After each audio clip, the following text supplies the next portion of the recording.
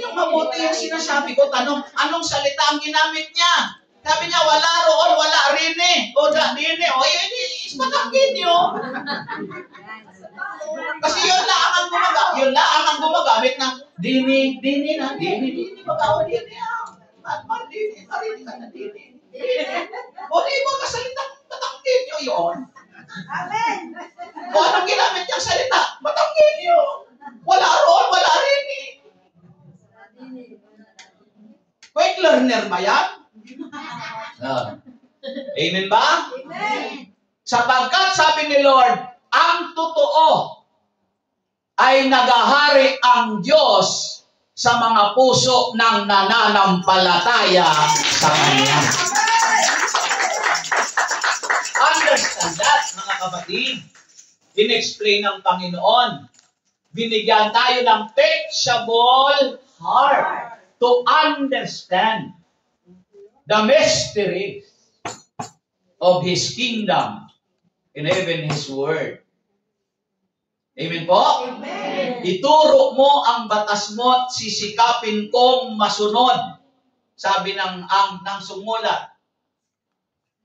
Psalm chapter 119 to 34. Ituro mo ang batas Mo't sisikapin kong masunod. Buong pusong ingatan at sundin ko ang lubos. Amen! Itinangit natin sa Panginoon yan. Ituro mo, Lord, ang batas mo. Sisikapin kong masunod.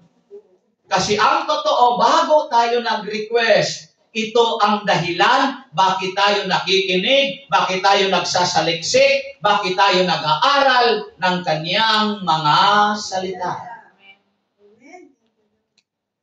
Kung hindi nyo rin kayang gawin, ako na lang. Amen. Amen. Po.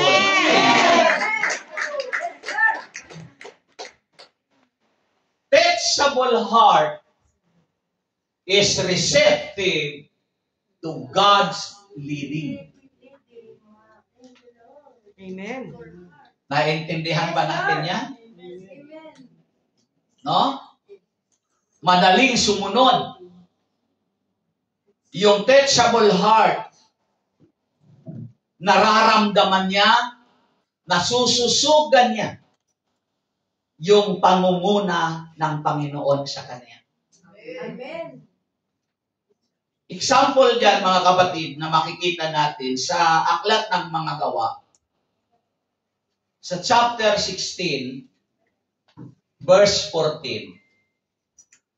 Kabilang sa mga nakikinig ang isang sumasamba sa Diyos na nagngangalang Lydia,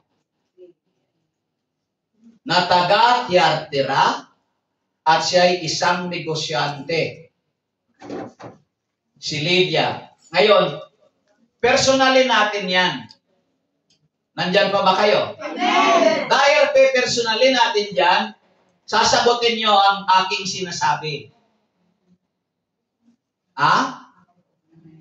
Kabilang sa mga nakikinig ang isang sumasamba sa Diyos na ang pangalan,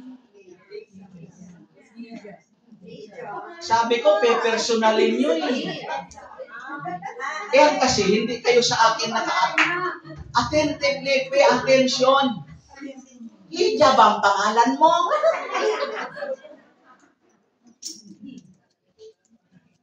No, sambitin mo kung ano yung pangalan mo para naririnig ng Diyos.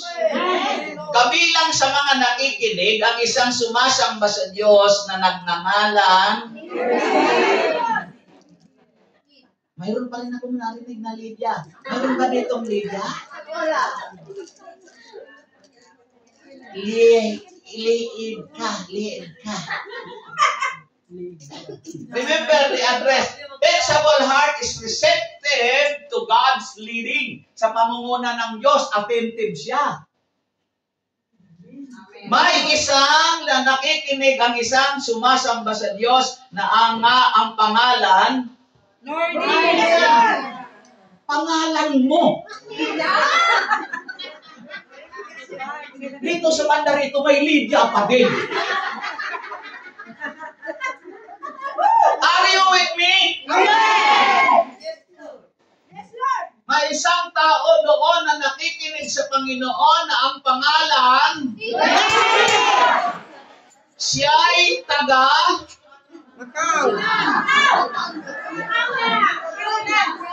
Sige, magkakulo tayo. Na taga Bicol, siya ay isang negosyante ba kayo?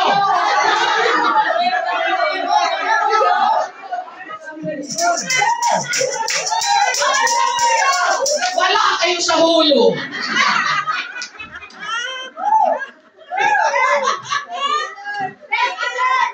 Hindi nyo ba alam na tuwang ang Diyos sa inyo ngayon? May isang taong sa Panginoon ay nakikinig na ang kanyang pangalan na taga masay isang yun.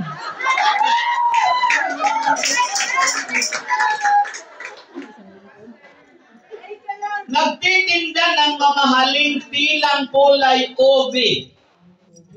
Binuksan ng Panginoon ang kaniyang isip upang kaniyang pakinggan ang ipinangangaral ni Pablo.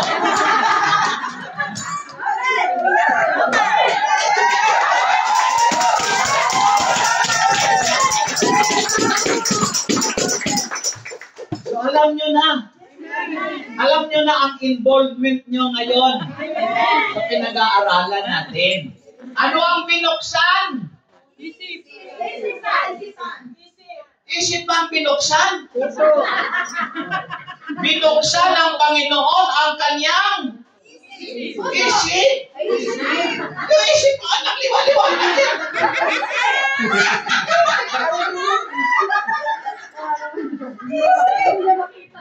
Binuksan ng Panginoon ang kanyang isip. Basahin nyo nga to. Saan ka nakakitang heart? Puso yan. Isip yan. Alin? Ano bang dictionary ang ginamit nyo? Nakabawi-bawi dito. Isip dito. Banda rito. Puso na.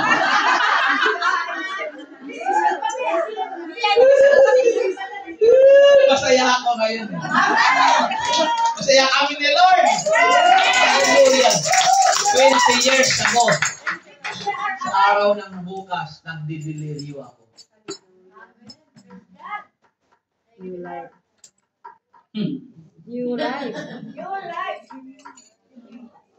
Dinala ako sa Medical Center, lifeless.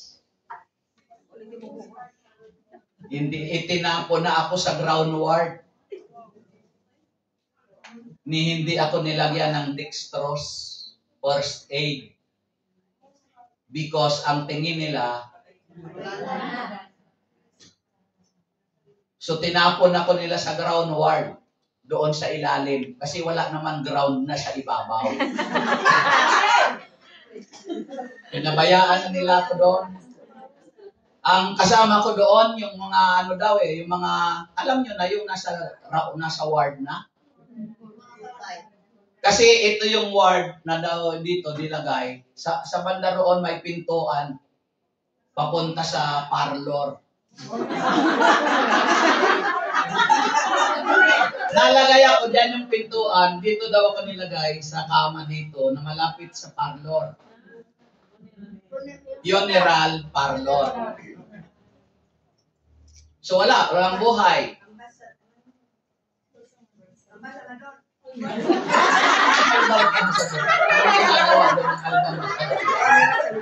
Mayroon din palang album masama.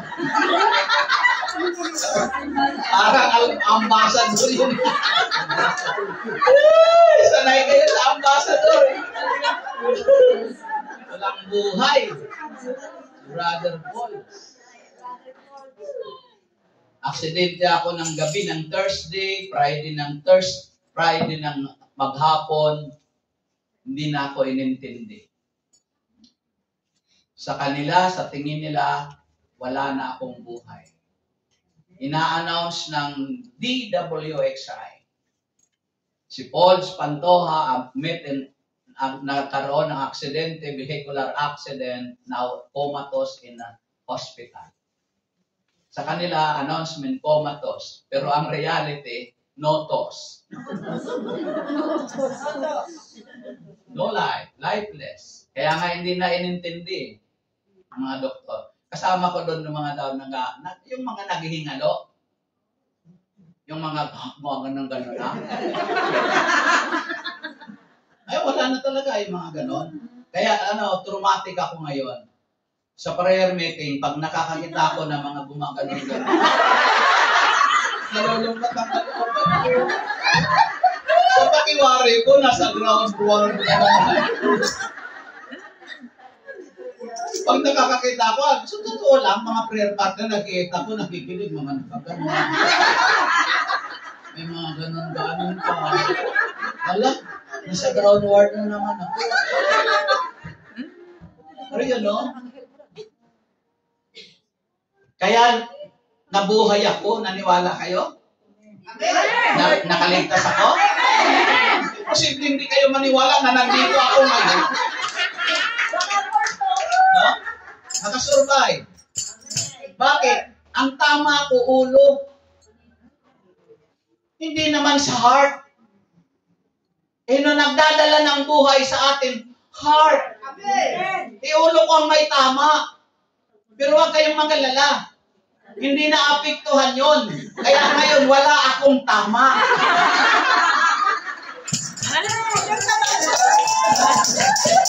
Baka kayo. Can you clap your hands louder? The Lord help me, provide me protection in my heart. Though something na may slight lang ang tama. Yung aking isip, yung aking mind, yung aking memory, kasi yun ang nakaluklok sa mind. Nagkaroon ng hindi maayos. May lapses sometimes. Nung ako'y bago lang na naka-recover, kilala ko na mga tao, pero pag nakita ko, ang tagal kong maalala yung pangalan. Tapos noon, ang dami ko na, in 14 years ko sa paglilingkod, ang dami kong verses na mga alam. Kabisado, kaya ang yabang ni Paul dati. When I talk, wala akong outline, basta nagsasalita ako sa isip ko, sa utak ko naka-outline. In 1 hour kong talk, wala akong outline, Bible lang ang hawak ko. Pero nang ma-aksidente ako, all of a sudden, lahat yun nawala. That's why, from the time, lagi na akong may outline na dinudungaw. Na parang sinabi ng Lord, mayabang ka na, Paul. Alisin ko yung yabang mo para bumaba ulit ang kalooban mo. Matuto kang dumepende sa outline mo para maayos ang iyong ginagawa. Amen. Amen! Baka